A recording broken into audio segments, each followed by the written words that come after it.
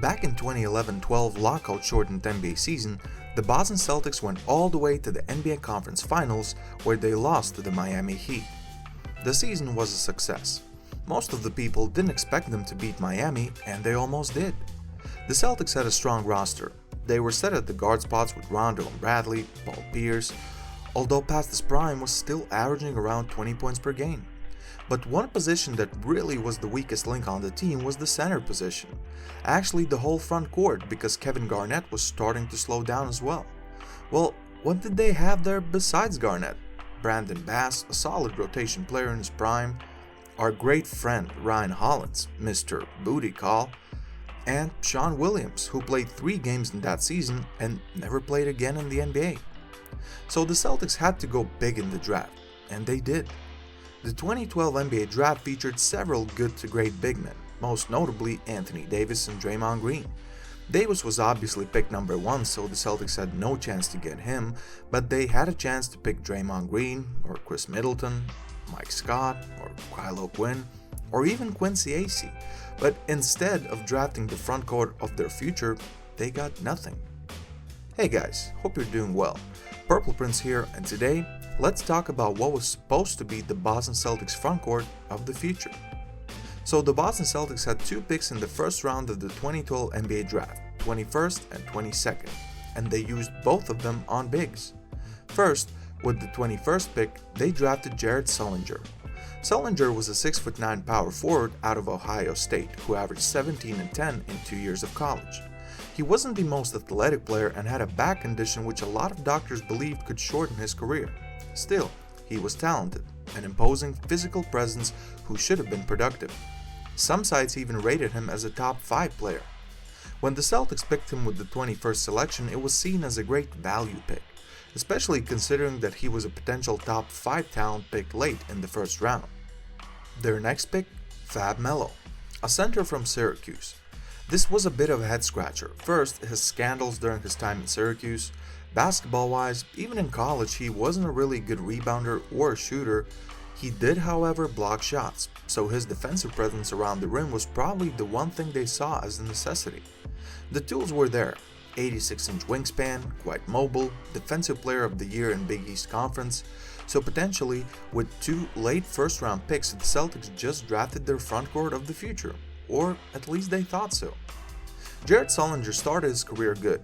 He was coming off the bench, got some serious minutes, had his first double-double in his 10th game, and then followed it with a season-high 16 points. It seemed like he was evolving at a quite rapid pace. Unfortunately, the health concerns before the draft were real. Sullinger played in just 45 games before needing surgery on his back. He missed the rest of the season, but as a whole, the season wasn't a disappointment. 6 points and 5.9 rebounds in just 19.8 minutes per game is an okay stat line. Next year, he was healthier and averaged 13 and 8. He was solid but not your top-tier big guy. Sullinger played 2 more seasons for the Celtics in total, averaging 10.8 points and 7.5 rebounds for them. He was solid for a bench center, but he wasn't a starting material. He didn't block shots, and remember, this was the time the bigs really started stretching the floor shooting, and more importantly, converting on their threes. Well, Sullinger couldn't do that either. He kinda quickly grew into being a good rotational piece but never evolved. He just stayed a rotational guy. Sullinger played just 11 more games in the NBA for the Raptors in the 2016-17 season. An inserted screw in his left foot cost him the first half of the season, and later, he just wasn't that good. He was rotating from D-League to the NBA throughout the whole season and ended up averaging just 3.4 points and 2.5 rebounds. That was it for him as far as the NBA goes. And since 2017, he's been playing all around Asia, mostly in China, where he has had some really strong games, including a 40-point and 31-rebound game. He started off 2021 in the Korean League, where he averaged 27 points and 12 rebounds. And just before the year's end, returned to China to play for the Shenzhen Aviators. So he's continuing to play basketball at a high level in China. Now, Fab Melo, his story is much sadder. He mostly spent the season in the D-League, where he had good success recording a triple-double, setting a record for blocked shots with 14, and even making the All-Defensive First Team and All-Rookie First Team. He never quite got to the big league though. Melo ended up playing just 6 games for the Celtics and averaged just 1.2 points and 6 minutes per game. He was traded to Memphis, where he spent only 2 weeks before being waived, and then signed with the Mavericks before being waived just a month later.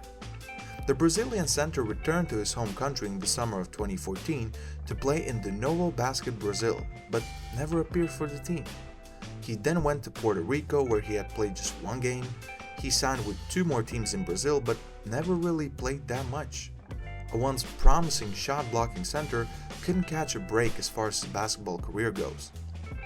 In the last few years, he also had lost touch with most of the friends he made in Florida and Syracuse, and even his friends in Brazil had trouble reaching him. He saw his dream of playing basketball in the big league just vanish. Sadly, on February 11, 2017, at just 26 years old, Fab Melo died from a heart attack. What was supposed to be the frontcourt of the future for the Boston Celtics ended up in disappointment and tragedy. What do you think, guys? Could these 2 players have been the frontcourt for the Celtics? What are your memories of these players? Please leave a comment down below. Don't forget to leave a like for the video, share it with your friends, and please subscribe to the channel for more videos. Thank you very much for watching. This was Purple Prince, and I'm out.